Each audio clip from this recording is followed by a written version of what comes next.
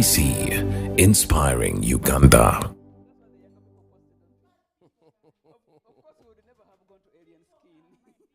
Ndinabire Jennifer okuva mwero si ekigusa ekyaganibwa Muterere Town Council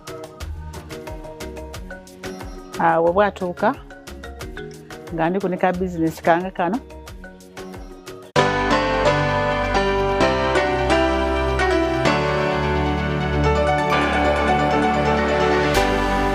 UBC, inspiring Uganda.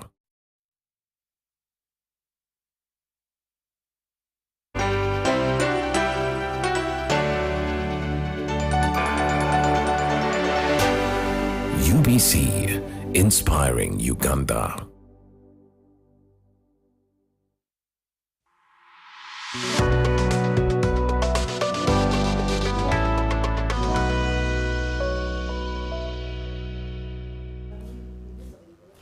Good evening and welcome to Behind the Headlines. My name is Timothy Nyangweso. A lot to discuss, especially looking at the budget reading coming tomorrow. Here we're going to do the pre-analysis of the budget. But basically we'll be looking at two aspects of this budget. One is the debt. Two is the development. Can these two work together, especially in the pockets of every Ugandan? At 80.7 trillion shillings, that's our current debt. What does that mean? Also, when we look at how much we're supposed to be paying back, both in interest but also debt repayment, can we be able to do that alongside development in this country? Putting 6.5 trillion shillings for development in this country in 2023-2024, is this feasible? The gentleman and lady on the panel will be putting perspective to some of those discussions. Let me get to my guests.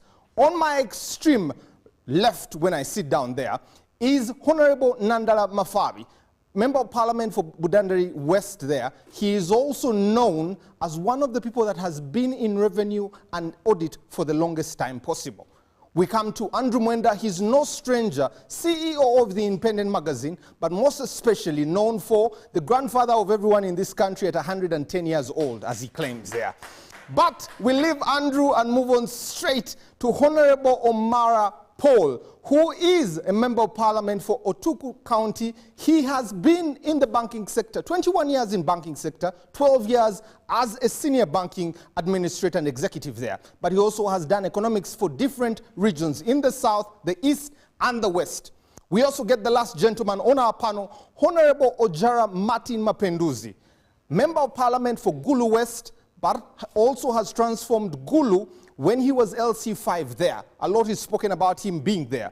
Finally, the only lady on this panel, Dr. Sarah Sali, who is the Dean of Gender and Women Affairs at Makerere University, a researcher, a scientist, an academician. This is the panel of experts to put perspective on debt and development. But before we do anything any further, let's see what Professor Nwagawa had to say about the budget reading tomorrow.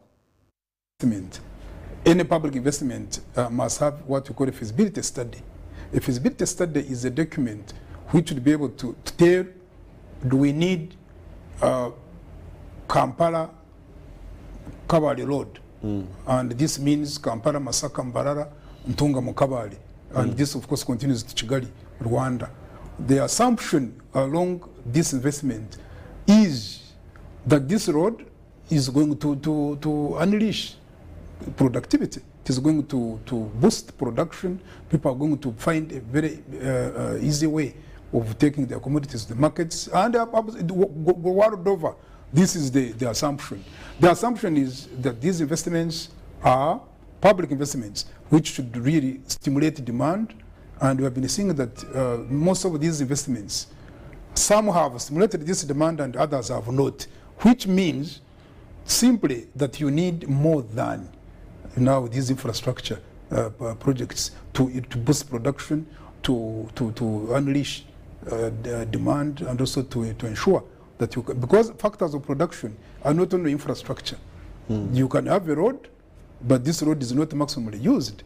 And I've been giving the example of this very, very good road we have had for quite a long time, this Gangatirini road. This has been one of the best roads in East Africa. But if you look along that road, for the period we have had that road, it may not. We're streaming live on YouTube, and also we are on Twitter. Just get their hashtag UBC behind the headlines and you'll be able to get us. But also you can get us on our numbers via both SMS and WhatsApp on 0709 60 25 92. I'll repeat that, 0709 60 25 92, and we'll be able to get in touch with us on this conversation. Gentlemen and ladies, thank you, and lady, thank you very much for joining us. Honorable Mafabi, I think I should start with you. First and foremost, thank you very much for our coffee. We really appreciate that. And knowing it is late in the night, I think it will do us well. No, this is coffee. Each one of us has received a bribe of a packet of coffee. It's not a bribe, Andrew. Honorable Mafabi, let's get to it. 2022-2023 budget. Your general feeling about its performance, and also being a member of parliament that has also been in revenue extensively and audit, your thoughts about the budget we're leaving and the one we're getting into. Yeah, thank you so much, Thomas. First of all, this is not a bribe, my grandson. This is Bujusu Arabic coffee, Seragon Pride, the best coffee. And if you're talking of investment, I'm sure Professor would agree with me. Oh, yeah. This is a place you should invest because it is where you get returns.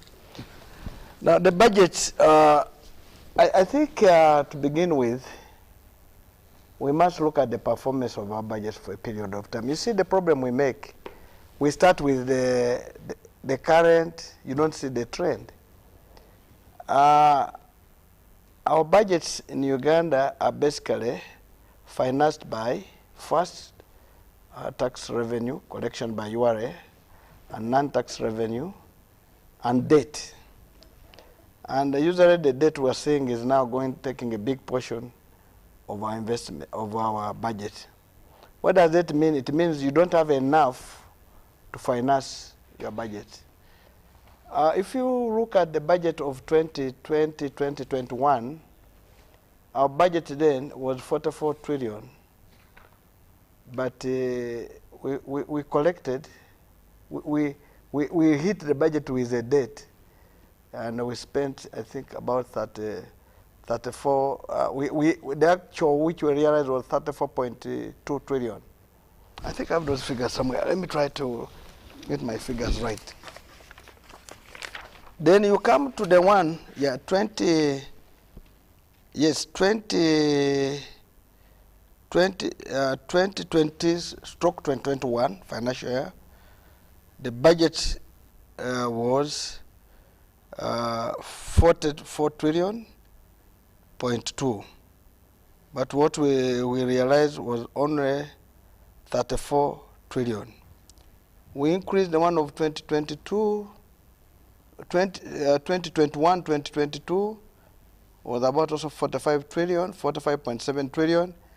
We got only 37.4. Now the one of this one which is ending, I think is about 48 trillion. 40.1, and given the trend, I don't think we're going to hit it. And that clearly shows that the one which we are going to read tomorrow of 52.7 trillion, we will not be there. That clearly shows that we make these budgets, I don't know for what reason, which are maybe at an appropriate time, maybe I can say here, in the budget we make, I think it's for purpose of some expenditures which can be done without approval of Parliament. The PFM allows government to spend 3.5% of a budget without coming to Parliament. And usually in most cases, those are expenditures which they don't want Parliament, in most cases, to know. But in reality, if they were known, they would not be spending. The tax revenue of 2021, that's 2020-2021, was 18.6 trillion. Of 2021-2022 was 21 trillion. I think this time they had projected 25 trillion. I think Omar can remind him. 25.5 trillion. Given the trend, again with the issues which have come, I don't think we're going to hit that 25 trillion. And now again, we have projected 29 trillion. As a, 29.7 trillion. And in no year have we ever hit the estimated budget?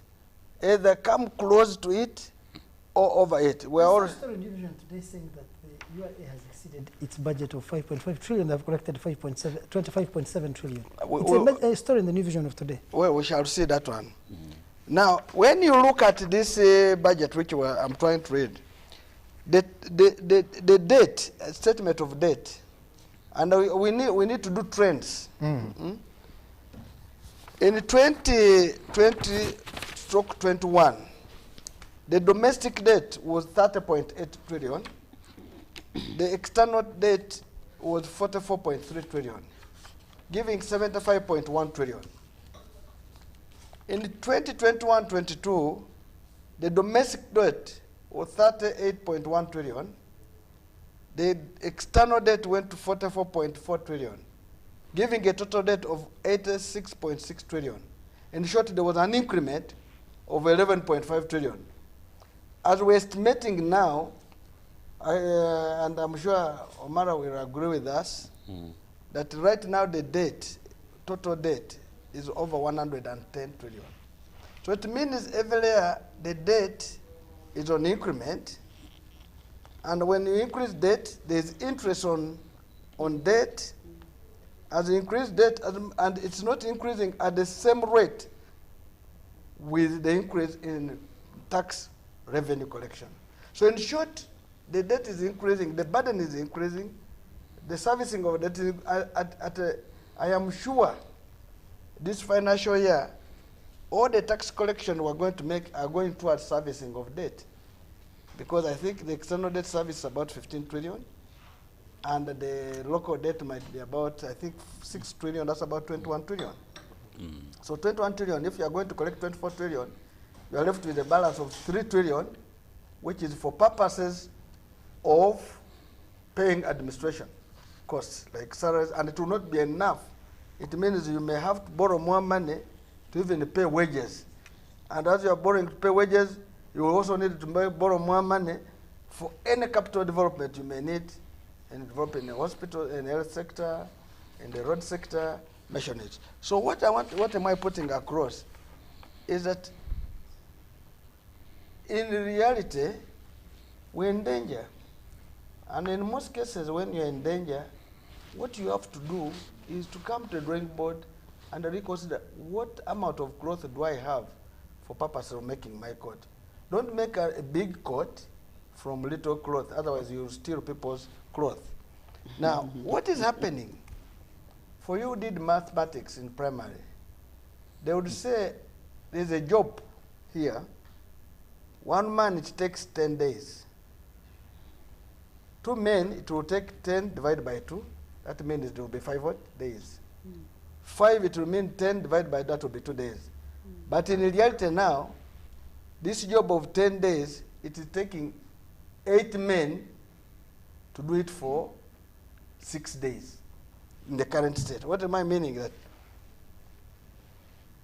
the current management of the economy is not being managed with the aim of optimization of the revenues. Because what is happening is that we are collecting certain revenue, yes, but we are putting a lot of demand on it, which demand is causing us to have a borrow, and when we borrow, we have interest charges, which are growing at a higher rate than what we are collecting. Okay. So, Mr. Anthony, another Timothy, is that revenue collection, we may put pressure on URA, but the pressure you're putting on URA has also a limit.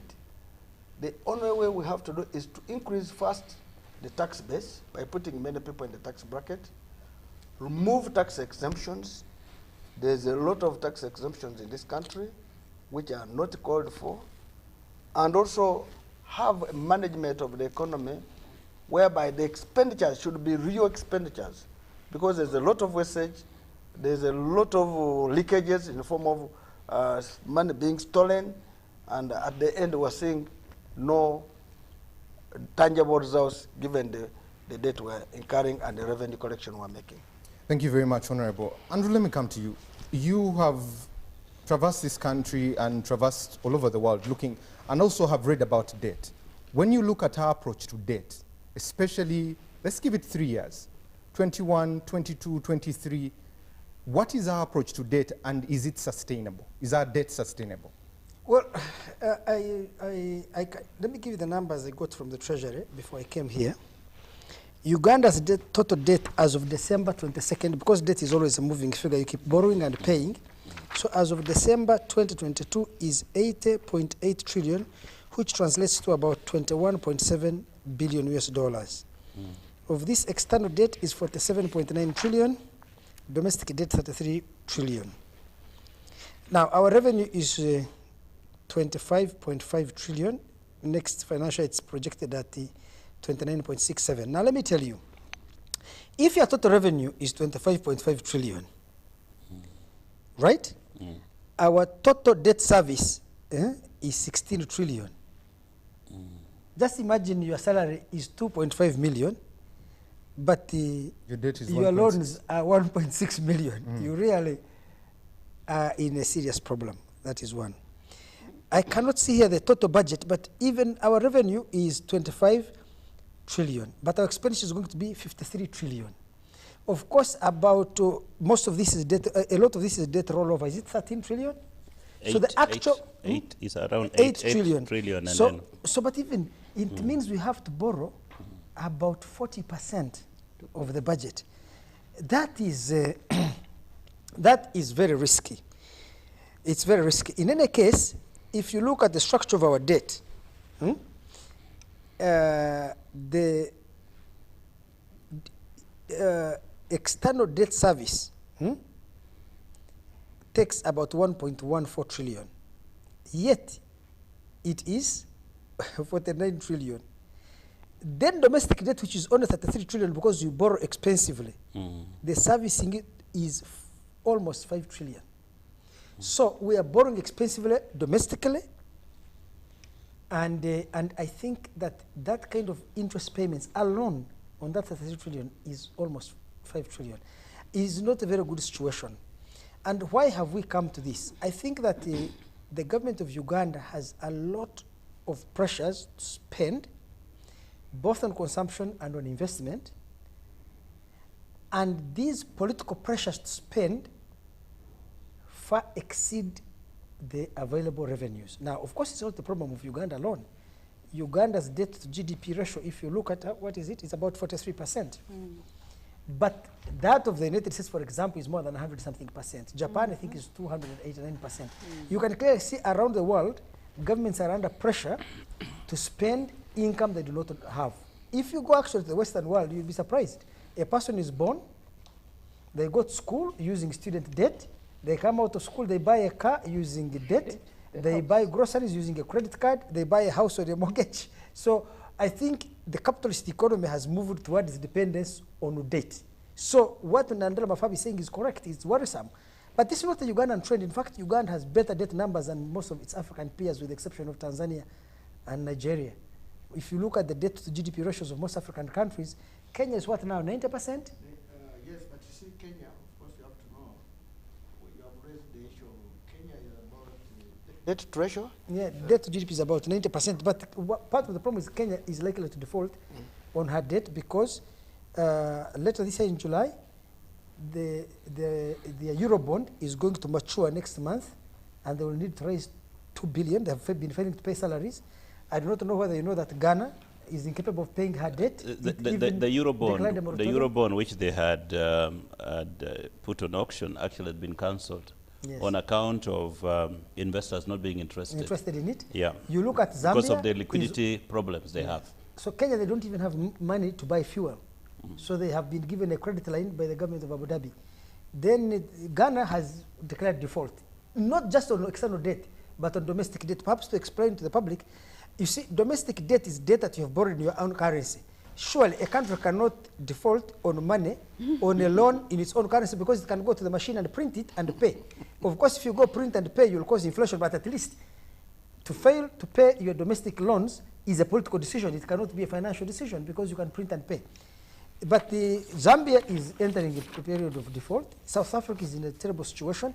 So Africa is facing a serious debt crisis. If Uganda I don't think Uganda should stop borrowing, but I think that if Uganda has to borrow, it has to do two things. One, it should reduce the amount of domestic borrowing. It is expensive. It should focus on external borrowing, largely concessional loans. It should look for concessional loans. And we've been borrowing actual concessional loans, but right now we are going to a money lender in Kenya to borrow money. I found that surprising that Uganda government has now started going to loan sharks. The third thing is, if we borrow money, we should put it in investments that have a high prospect of bringing very good economic returns. Because if you borrow and pay salaries, if you borrow and spend this money on consumption or release government's own revenue to finance consumption, many districts, all these government expenditures that are necessary, then it means you're digging yourself into a hole. So Uganda's social rate now, as we speak, is not as bad relative to African peers.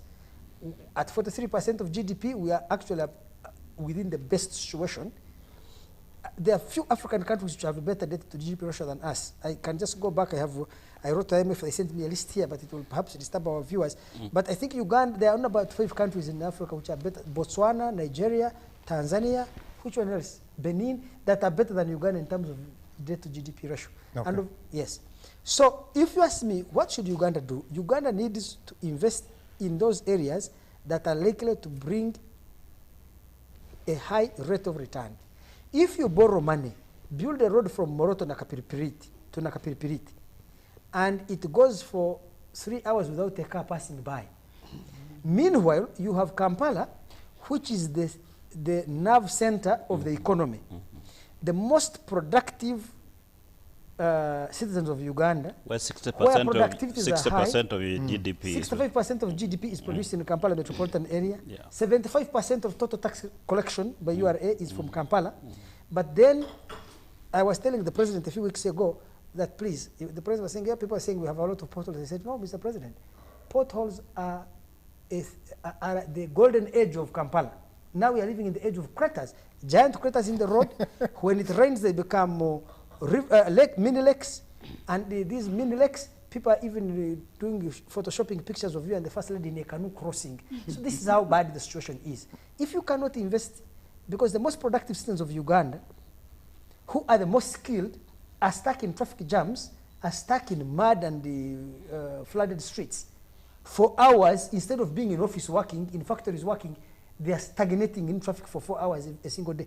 This country loses 18 million hours of work per month because of traffic jams. So I think that Uganda should not run away from borrowing. It should borrow to invest in those things that will have a high economic return, and it should also borrow money that is concessionary and long term. Let me just finish this, Timothy. You see, right now we have a lot of pressure to pay. Assuming we got a loan from Japan, they give us a loan of, say, $1 billion at 0.1% interest rate, with a 10-year grace period. You don't pay anything for the first 10 years, and then you begin paying after 10 years. That's not a very bad loan. It means that even if we took it today, our debt to GDP ratio may be high, but pressure on the budget will not be there, because for the next 10 years, we shall not be servicing it. And when we begin servicing it, the interest rate is 0.1%.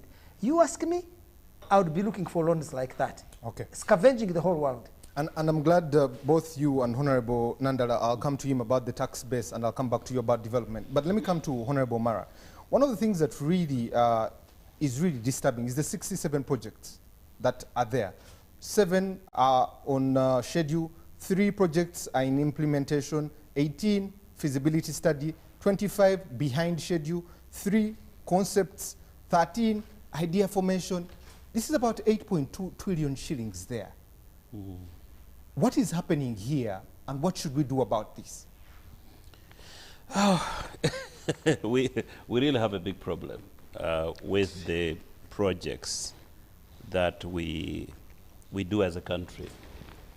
Number one, most of the time I hear people talk about the PPDA rules and regulations and requirements, which, if you don't follow, the technocrats are willing to follow the rules carefully, whether it takes 5 years, as long as you don't miss anything. And that, in effect, you remember, these are borrowed money. and borrowed money, you start paying for it a moment it's disbursed. So if you don't carry out the projects and execute them, the impact on the economy will not be there. And so it's an area where I would suggest that the president should take particular interest, because 8 trillion shillings embedded in so many projects which are poorly or actually not executed is a problem for the country. And just linking that to what my 2 colleagues have talked about on debt,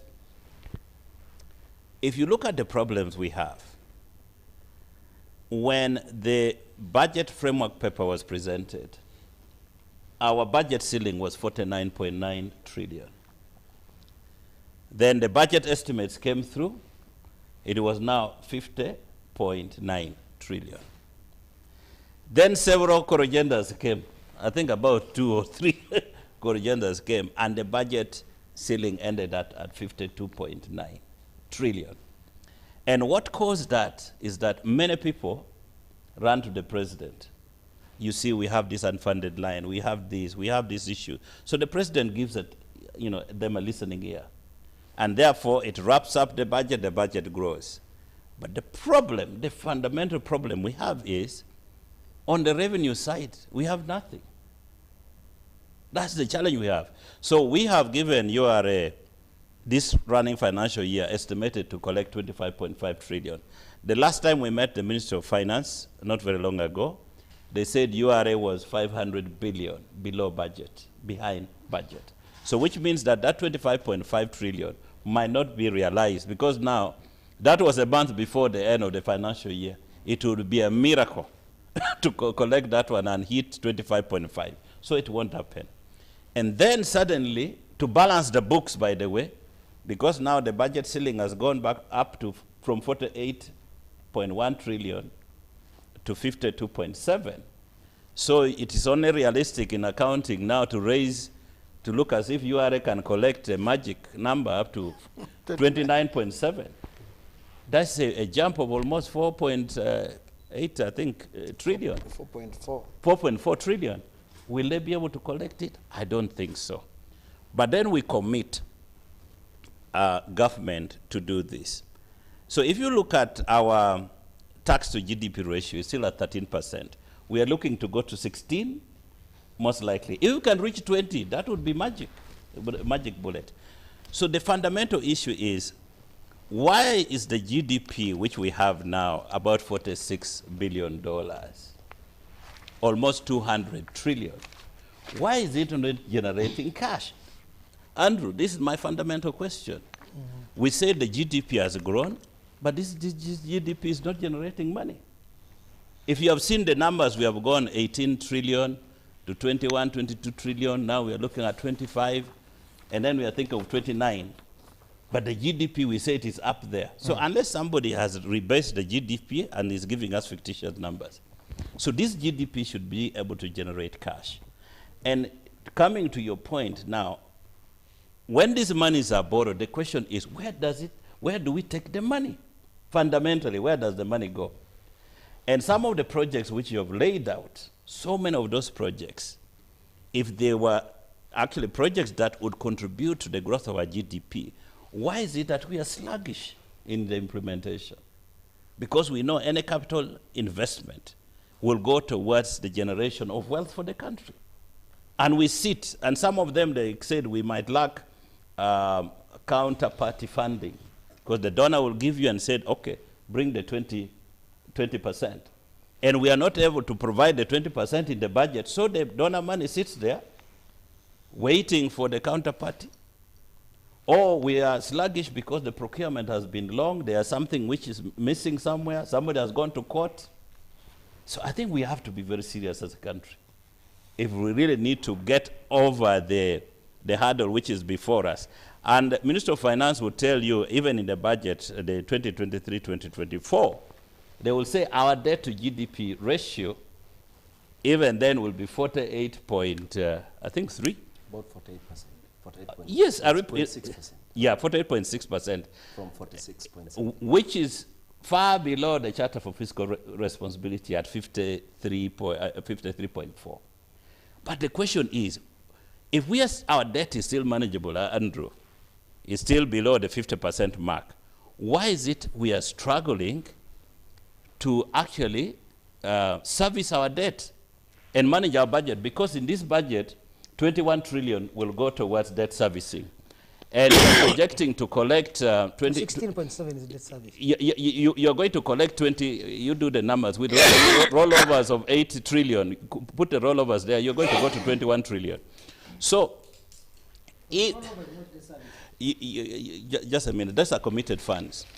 So when you look at that, your liquidity ratio is problematic because 70% of your debt repayment as a percentage of your domestic revenue goes now to 70%. In other words, you have very limited space now, money. If you were not to borrow money, you'll have no money because everything that you'll get, 21 trillion, will go towards fixing all your debt obligations. Now, you take it from 29.7, you take away 21. You basically have only 8.7. The assumption is that URA will collect the 29.7 trillion. So this country, people just need to sit down and begin to be very careful, very methodical of what we do, including our projects and how we manage them, how we execute them. And I think the president should receive a 1-pager or 2 pages on all these projects and give timelines so that whichever responsible MDA or ministry have serious accountability in terms of what we do with that money. Thank you very much. Honorable Ojara, when we look at this, how do we balance our debt and development, especially looking at what Honorable Omara has spoken about and talking about our debt and where it is going and the projects that are in the pipeline? How do we balance it, especially to manage debt, but also have development? Well, you know, naturally life is about giving and receiving. And in this case, I would say it's about borrowing and lending. So borrowing is not a bad thing. And globally, almost every country borrows money.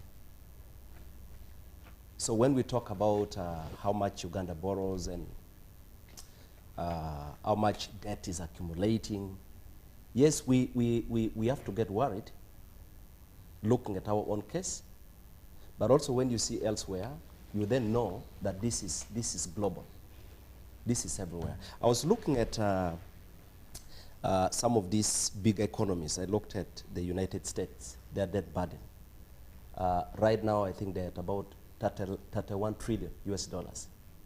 And there is an outcry. When you look at China, I think they right now stands at about 66 trillion yen, which is about 9.5 trillion US dollars. But these are big economies.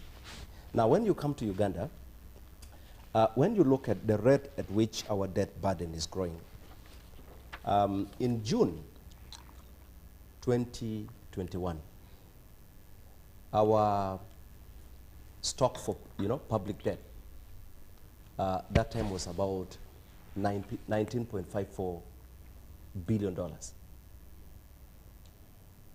Now, a year after, in June of 2022, it came to about $20.99 billion. So when you look at the pattern, you look at the rate of, then you get to know that this will keep on compounding. So we have to be worried. Worried when we are not putting a lot more focus on the things that will generate money. So if we are talking about development, just like my elder, Andrew Wenda put it. Grandpa. Grandpa, exactly. Thank you. Just like you put it. It is okay to borrow. And we are not going to stop borrowing. This is something that is going to be part of us. Government after government will borrow. It's not going to stop. Today we say, are we going to finish paying this? Even the next generation will borrow. That is going to be the pattern.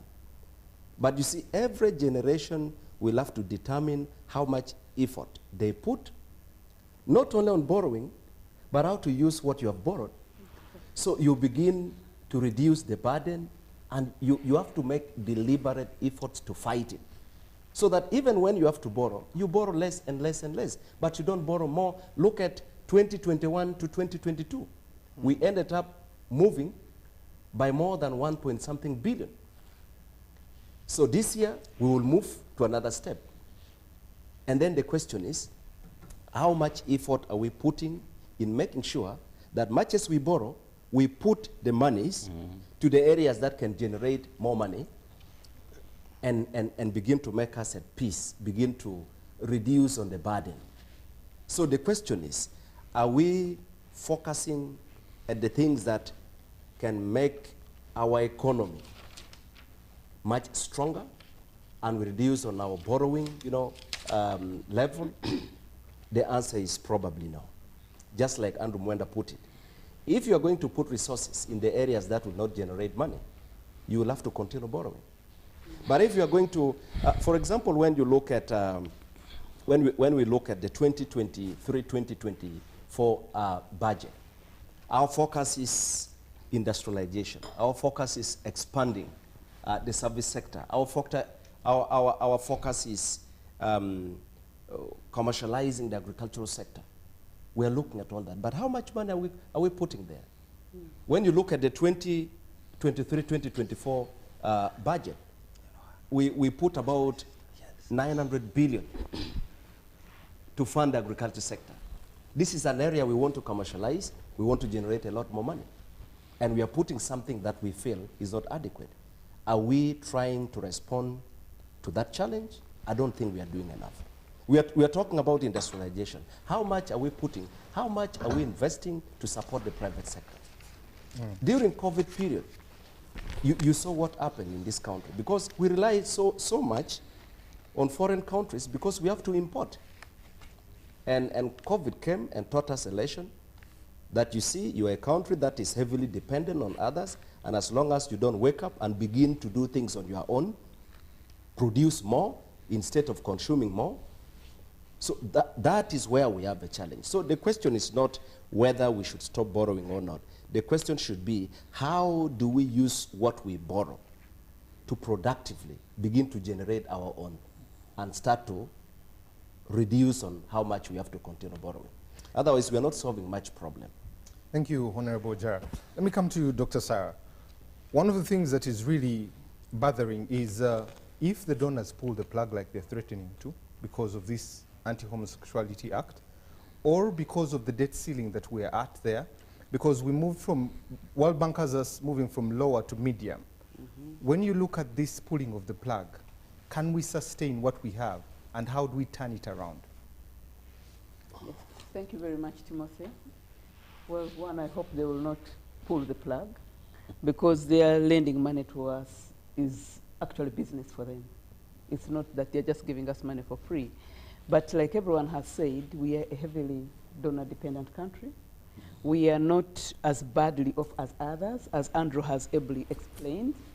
And if you look, I was doing some reading before I came here. Of course, the big countries we look to, like Japan, the US, are also the most heavily indebted, okay? So as everyone has said, I would like to agree, borrowing is not the problem. I was reading somewhere that actually the US has been in debt ever since it was formed. And its debt reached billions of dollars in First World War. So borrowing is inevitable, debt is inevitable. And we need to understand what are some of the biggest drivers of debt, and when does debt grow up most. It is these kinds of crises, okay? A crisis like COVID-19, first of all, we already had problems. Then COVID-19 comes and people demand, for example, welfare. The economy has to be readjusted to invest more into producing certain things to make us more. I mean, you have things coming up like vaccine development, trying to beef up the health sector, making the hospitals viable. All of those became necessary. So some of those things are the ones that drove up the debt. But also another thing we have, in addition to what everyone has said, is you have a challenge of a younger population. where 45% is around 0 to 14 years. And then you have, beyond that, I think it's only 1.68%, which is 64 years and above. So you have a challenge of a very young economy. So one, we pray they don't pull the plugs. But actually, if they pull the plugs, there will be a problem. I know everyone's talking about let's invest in things that have quick returns. But with this kind of population, maybe you need to do the sitting down and thinking the way Honorable Nandala Mafabi said, because it's a problematic situation.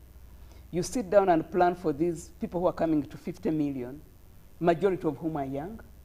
They are not working.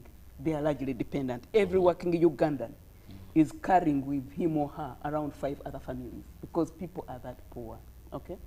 So, as I said, one, I hope they don't pull the plugs, but if they ever pull the plugs, we have to do serious rethinking because we don't have the option not to invest publicly. And by that, I mean you don't have the option not to invest in things that the private sector will not invest in. And what are those things? Things like social welfare things, which are long-term, and they don't bring results very quickly, okay? So that is a challenge. And what happens if you don't invest in them? You're actually going to take much longer correcting the fault of not investing in them. When we went neoliberal and we privatized everything, one of the things we privatized was the agriculture sector. And we stopped supporting agriculture extension. Look at how much we are doing to try and recover the agriculture sector and try to direct it. Because in the past, agriculture extension directed how the sector should perform, who should grow what. They gave farmer support, whether in terms of seedlings or in terms of advice and information. That was abandoned because we thought the market could take care of that bit. Now, what happens when the market did not take care of that bit? We are now going back through PDM, trying to do things to correct 20 or 30 years of abandonment. So, to go back to your question, we pray they don't pull the plugs. But if they do, we should not sacrifice social development because the cost of ignoring social development is very high. Some of the things you're seeing as social upheaval and political upheaval is largely having those kinds of things, where people don't see themselves within the equation of things. And when they react in a mob, and that creates a problem. Thank you very much, Dr. Sarah. Honorable Mafabi, let me come to you. One, having been a revenue officer, a senior auditor, been in Uganda Revenue for a while, looking at what the Ministry of Gender put out, 25 million Ugandans, 13 million basically in the informal sector. 10 million is what they hopefully are getting from there. How do we widen this tax base? One, I think let me start with Omara I can't say for the first time, I think for the first time he is coming out positive. He said GDP is like when the president was presenting his State of Nation address, Mzee Museveni, he said, finance has given these figures, but I don't believe them. They should be even more. Now, what does GDP mean? It means what you have produced in the country, which is subject, of course, to tax, which is right. Because if I produce my coffee, like you see, and I go and sell, what will happen? I'll go and buy sugar, soap, salt, paraffin, and I'll use a taxi, which pays, which puts fuel in the car. In short, and maybe one for the road. And one, in fact, 5 for the road. For us, when we make coffee, you get auto money. In short, that even if I am not in paying in domestic direct tax like maybe income tax, which is in payers uniform, corporation tax, and individual tax, I will consume, and the bare minimum I will pay will be 18 what? %. So if we take 200 trillion times 18%, the minimum you can collect should be 36 trillion. Now, if you add on the import duty, you add on excise duty, you add on income tax, definitely the tax collection on 207 trillion should be over 40 trillion. Absolutely. Now, if it is less, now as you are talking about that, then it means there's a problem in the tax what? Base. So what will happen is that the first thing to address are these figures right? Now, if they are again right now, that's where you are coming. If you have exaggerated the GDP and your debt is that amount, then you will assume that it is 43, 44% were not in a problem. If the right one was, say, for example, 100 and GDP, because that one I can now compare with the tax I'm collecting, then the tax, the GDP tax ratio is over 55 what? Even 60%. That's why you're failing to service your debt. Those are indicators. And why am I setting the indicators? I agree you go to borrow to invest, pay the loan you have borrowed and the interest. But in this case, you are failing to pay the interest, you are failing to pay the loan. That means you are supposed to be declared what? Bankrupt. Because the country cannot be declared bankrupt, and that's why my grandson Mwenda said, locally, You are going to be cashed by the client. that's why you borrow locally, so that when you borrow locally, you are able to, if you have a crisis, you will print money and what? And pay people. And but of course also in the local debts, they are not paying suppliers to government, the local ones, who would be able to be generating more money to pay taxes, because if you have had 10 trillion shilling of the local suppliers, and you're not paying them. Maybe the number, the arrears, domestic arrears, is 5.7 trillion. And in the budget, they are only provided 205 billion. You know, So you're collapsing businesses. Exactly. Ordinarily, they should print money and pay. But of course, that has its own monetary policy issues. Yeah, that's why I'm coming. And now say, why do widen the tax base? Widening the tax base is possible. Maybe we have already widened.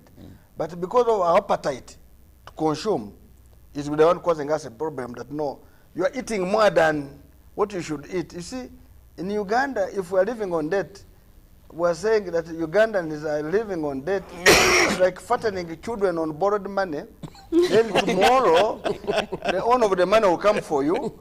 You will either sell the children or they will take you yourself. But maybe, Honorable, one other thing you should address at that point, because when we read, we are told only 3 million people are paying tax, but effectively there should be 9 million people. Actually, So, income tax in Uganda, about 700,000.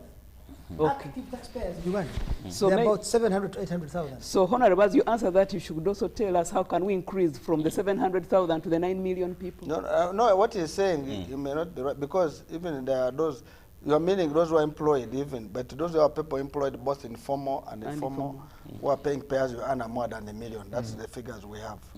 I can confirm that. So that means even if he's paying less, but he's already paying payers you earn, that one is direct tax. So how But do we move from everybody 3 to 9? in Uganda is paying tax. How? If I go and buy a bottle of water, You're paying it has tax. If I take one beer, which you are talking about, or two, it has tax. If I sit on a motorcycle, because if that motorcycle I don't sit on it, that person will not put fuel. I am paying tax. So, Professor, every Ugandan is paying, even a dead one. If you have somebody that died in the hospital, they will put him in a car to take him home. Yes. Or her at home. So that car, they will put fuel, that dead body will pay what? Tax. So tax is everywhere. So, but what I want to put up across, the reason why government of Uganda is not getting concessional loans is because it has reached its what? Brim. You know, when you're on the top, at the maximum. Because if they were not, they were having a space, they would not go for money what? A money lender. And one of the problems which we are looking at, which we should deal with, are these projects which we have mentioned. Most project managers, and I think this country we have a problem, I think Mzee Museveni has not taken interest. If you have authorized borrowed money to do a road, and it takes long. The PS or the one who is in charge of that road, in fact, should be Fired. or even arrested. Because what they are doing, they will be paid money as project managers, they will be driving gasolers. For them, they are happier. The longer the period, longer, yes. the longer The the longer project it takes, Yes. the better The for more them. benefit they But get, the yes. people of Uganda are paying that money in the form of commitment charges, Yeah. in the form of, you see, Interest. if you have not done the drawdowns, they will charge you, and at the end, you have a lot of money stuck, and you have no space to borrow more money. Now, investment, if we're investing very well, there will be more returns. Do you agree with Mwenda? You are talking about Karamoja. Sometimes you can invest in Karamoja for the following. Let me give an example, road. You have what we call economic return, and we also have what we call a social return. If we decided to use economic return, we would not invest in some areas. But there's also social return. Supposing we invested money in Karamoja, I want to give an example. We put water. Let me give an example of water. The cost of water would be very high. If we went by economic return, it may not return. But if Karamajong's belt had their cows near there, they reduced on cattle rustling, that will be a return which will be indirect. There are some of the investments which are not direct. The return may be not direct, but it has an effect. For example, again, let me give you a simple one, a petrol station. The forecourt you see there, that fuel they sell, you may get a man or a woman with a band of money. It has very little profit or even a loss. But the service bay where there's oil, the service bay, it is where money what? Is made. Now, if you built on a service bay, who will come? You need the petrol station to be there with the oil pumps for people to come. So you will see something in front. Purpose it is making a loss, but there's something on the side which is making what? Profit. A profit to cover that loss. So social costs, social returns are very important. The audit of projects, which I want to come back before we talk about now expanding the tax base. We need really serious audit in these projects. What is happening? And I think the area we suspended to borrow money for projects, first to see what the old ones are done is far better than borrowing money. And what will be the advantage? We will not have more debt to increase because our debt is increasing. And as it is increasing, the interest being paid is also what? Increasing. It is not moving in the same direction with the return we're getting in the form of taxes. Because if the investment, the capital investment was making a big return, you would invest. You understand? You would be happy because as you say, I have, okay, maybe how do I put it? Assuming we borrowed 20 trillion, I'm just giving simple number. We are paying 4 trillion on it. As interest. As interest. But the 20 trillion is making 70 trillion. So when we remove 4 trillion, we have a balance of what? 3 trillion. We would have no problem. But we are complaining because even what we're investing is bringing far less than the 4 trillion, so that we're always increasing debt. But now you're contradicting yourself. Because you had already stated, and I agree with you, by the way, that government investments should not only be seen from the economic rate of return, they may have a political rate of return. You may want to build roads in Karamoja so that the Karamojongo may feel part of the Ugandan community, in which case you are trying to build the country and create a sense that we all belong and we are all beneficiaries of what the state does. Or you may want a social return. So government investments are not always driven by the economic bottom line, but they're also driven by social considerations or even political considerations for social integration, political integration and stuff like that. But I want to... No, but let me make that. Now you have answered even in that. I have said you are making a loss, but you are making a profit somewhere. Long term. I am saying here in this case, is the interest you are paying for, say, 4 trillion, but the amount you are getting is 3 trillion. Because if cattle is not raided, that is a profit I'm assuming. I'm just giving an example, it will cover. But we're saying, even if you are talking at a social return, it is far negative because the investment which we are doing is not making a return because it is too expensive. Let me make it maybe this way. A road which is supposed to cost maybe 5 trillion, I'm giving an example. is being put at 7 trillion.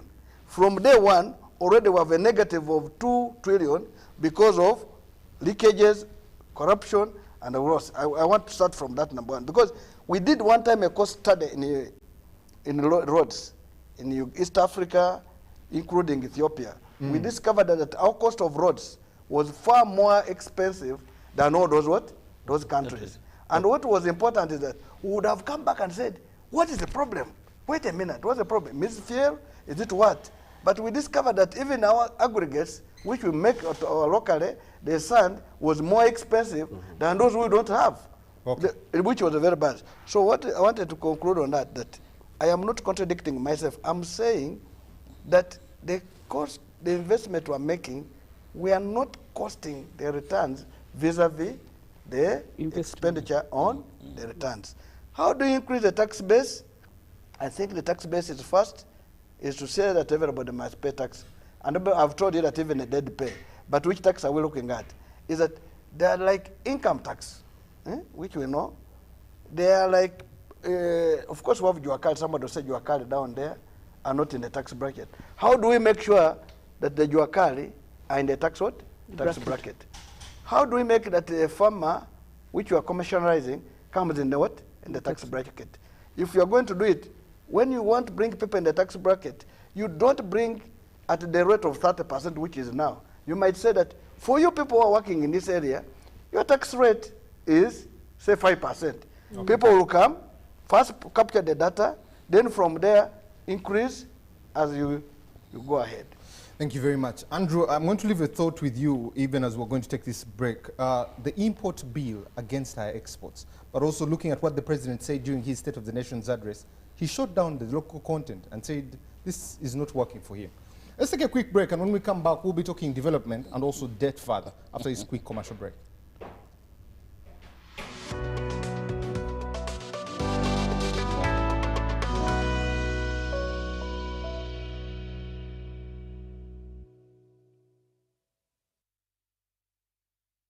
Do you know your architect? Is your architect registered? An architect in Uganda is one registered with the Architects Registration Board, ARB.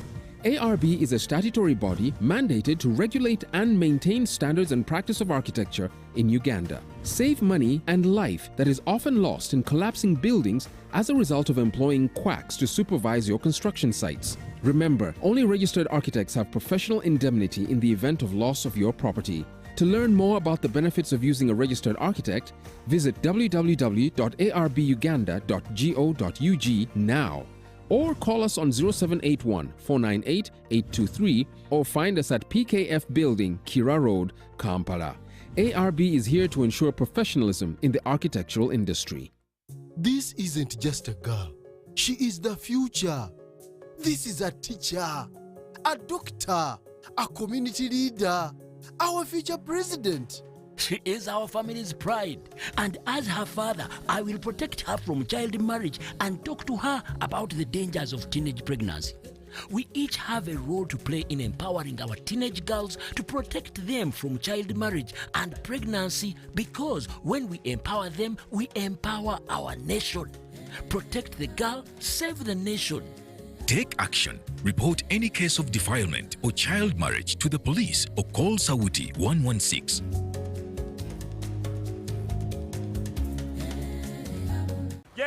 Jerry con. Jerry con. Hey, Master Blaster. Touch him, Anna. Bang Jerry con with muscle. Those ones who say go for you only. Mundava. Best good I teach you. But I'm going to put them scary because of the cover is very far. Is you serious? It's serious you. Go what? Eh? You stay put on it. Add kilometers to your legs and you get your sugar. You buy meat from Umaru and Umaru refused to give you enough meat. Mama! Show him that they don't joke with you. Umaru, wait. Jerry car. Okukakaluka n'okulungi kwetaagako omuntu akuyambako, n'olwekyo tujja kukuteerawo embeera esaanidde osobole okukola ekisinga. Awamu teri kitulema.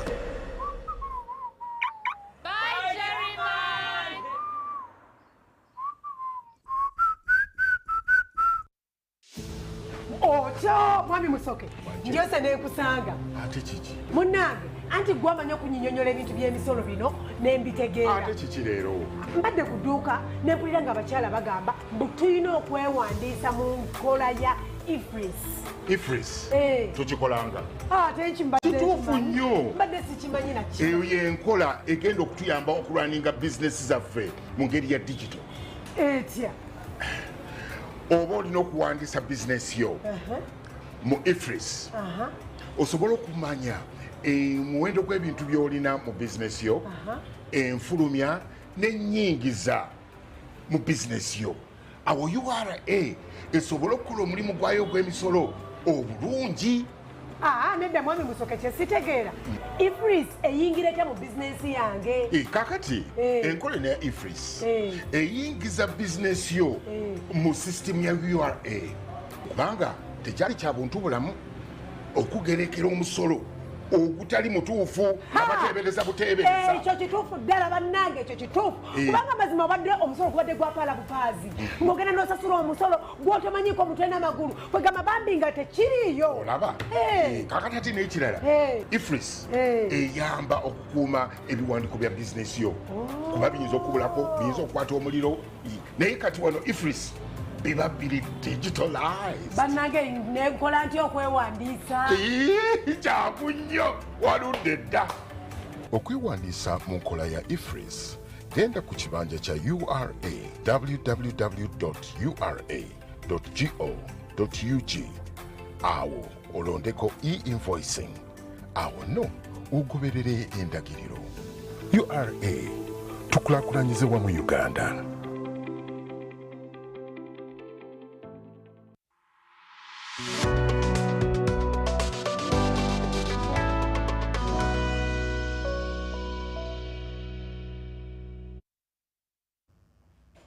Welcome back from that quick commercial break here behind the headlines. My name is Timothy Nyangweso. I'm joined by an expert panel and we're discussing debt versus development here.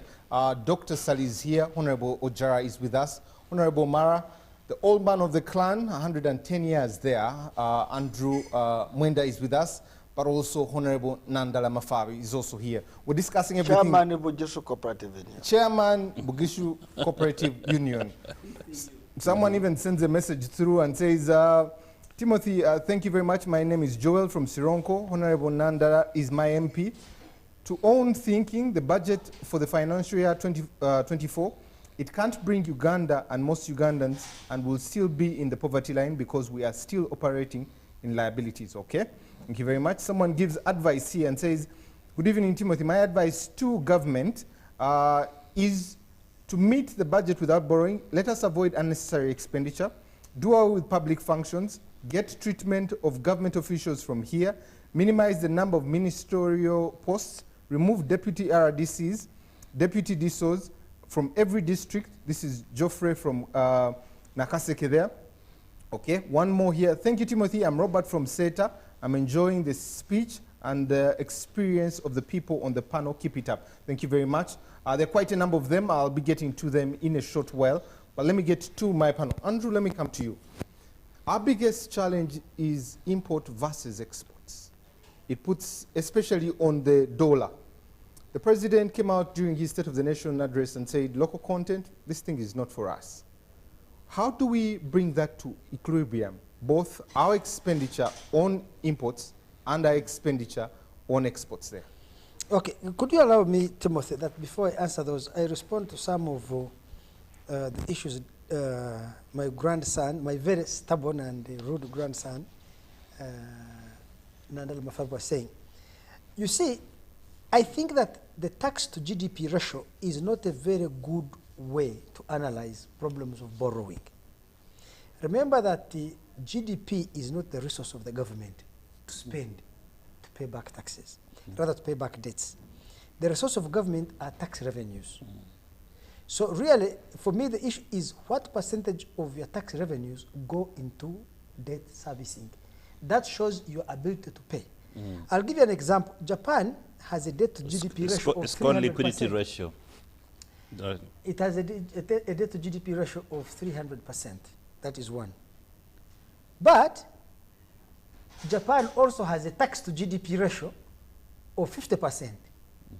Uganda has a tax to GDP ratio of 43%, rather tax to GDP ratio of 13%. Yes. Just 13%. So we collect very little revenue on our.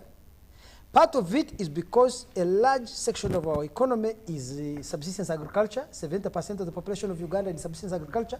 Government does not realize any tax revenues from there. The second thing is a huge section of Uganda's economy is in the informal sector. It's very difficult to identify income there and tax it.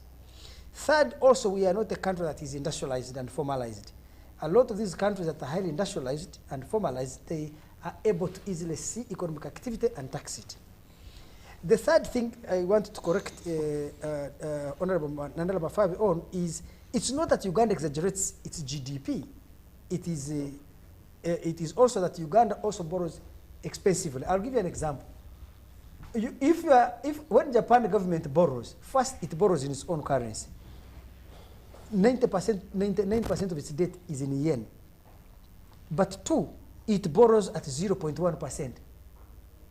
You get what I'm saying? Uganda government borrows domestically, and they're selling the treasury bond at 18.5%. 18, the 20-year bond is 18. Is 18%. So, assuming you borrowed 100 million shillings at 1%, but me, or at 0.4% as the Japanese are doing, 100 million, and me, I borrowed 10 million at 18%. What is my cost? Is 1.8 million shillings. What's 0.4% of 100 million? Is 400,000. So Uganda's debt burden is also a result of the cost of her borrowing, not because anyone is cooking the books or anything. It is simple that you have a country that is capital constrained, it borrows expensively, and finds it difficult to pay. So the Japanese can as well have 300% of tax to GDP ratio, but because they have a larger share of GDP collected as in taxes, but also because they borrow quite cheaply, you are seeing a huge deficit. When that deficit, the cost of financing it is very, very low. Of course, the third thing about these kinds of debts is whether you have financial assets. A country like Japan has treasury bonds of how much? I think they have $2 trillion worth in American treasury bonds. They can withdraw that money and clear their debt. Yes. But Uganda, you don't. What is our treasury? Our foreign exchange reserves. It is $3.6 billion. And it's been going down. It came down from 4.8. Yes. Now it's 3.6. So those are the things that you need to look at when you're. I think, Timothy, when we talked about just a small one, because we have to correct this. We are looking at gross domestic product vis-a-vis the tax. I think that was the argument we're saying. Yes. That if that was right, because even if I'm in a formal sector, I've done welding. I'll go and buy sugar. But you made your point that you spoke to me, I listened. Why don't you allow me to continue? Okay, because you are destabilizing my line of thought. But we shall deal with it. And I'm saying a tax to GDP ratio is really not a very big issue. Uganda has a very low tax to GDP ratio. It's 13%. And that's the concern. That's what we're saying. Yes, but I'm saying it is like that partly because you have a large agricultural sector employing most people, a very large informal sector, very difficult to tax, a very small formal sector for you to tax.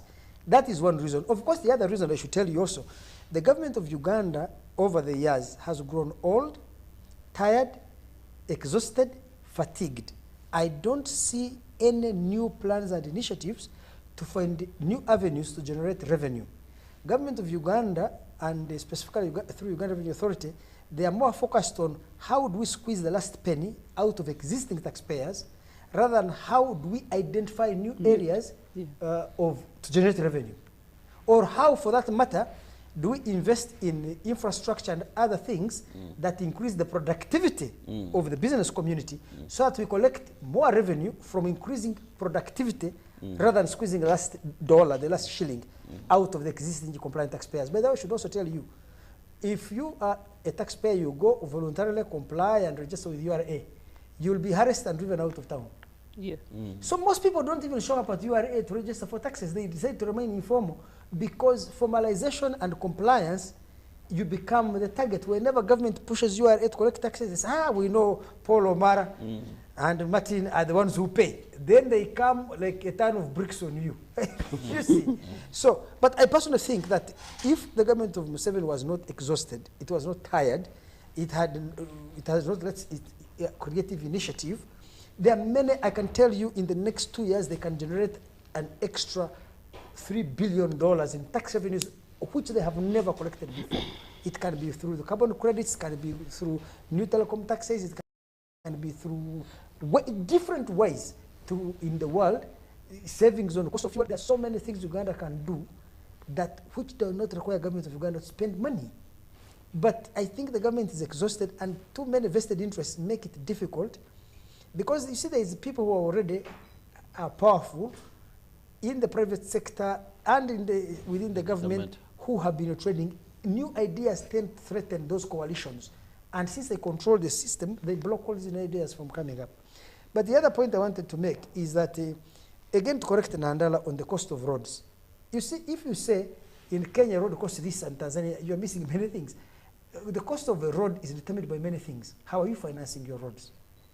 2, what is your terrain? What is your soil texture? What is, for example, the nature of ownership of land? Of land. What is the nature of ownership even of businesses that build roads? I'll give you an example. If you invite me as a Chinese company or a British company to come and build one road from Kampala to Jinja, I have one contract. I have no assurances that I will get a second contract to build a road to Mbarara. Timothy, please follow this carefully. If you call me to build, I will come with all my equipment. I'm going to do one road in 2 years. What do I do with that equipment after 2 years? I will have to go on the market and sell it at below basement prices. So if I do that, for me, knowing that I do not have continuous work, I will have to amortize all the equipment, which is 40% of the road cost, all the equipment in 2 years. But let me assume I'm a local company. I know I have continuous work. I am going to do roads for the next 15 years in Uganda. I can amortize a piece of equipment of a period of 10 years. And if I do that, it reduces the cost of my... So if you were to tell me, you would have to do a study on what is the nature of ownership of construction companies. China builds roads using its own state government enterprises. They are not looking for profit. Ethiopia, they have local companies that build roads. But Uganda, you have killed your local companies, you rely on foreign companies, and foreign companies are opportunistic. They come for one work to run away. But Andrew, anyway, I want to come to the issue. Ask me. Let's stay on the road. You said something, but you also said, you're almost contradicting yourself. You construct a road and only 3 cars are there. How is the return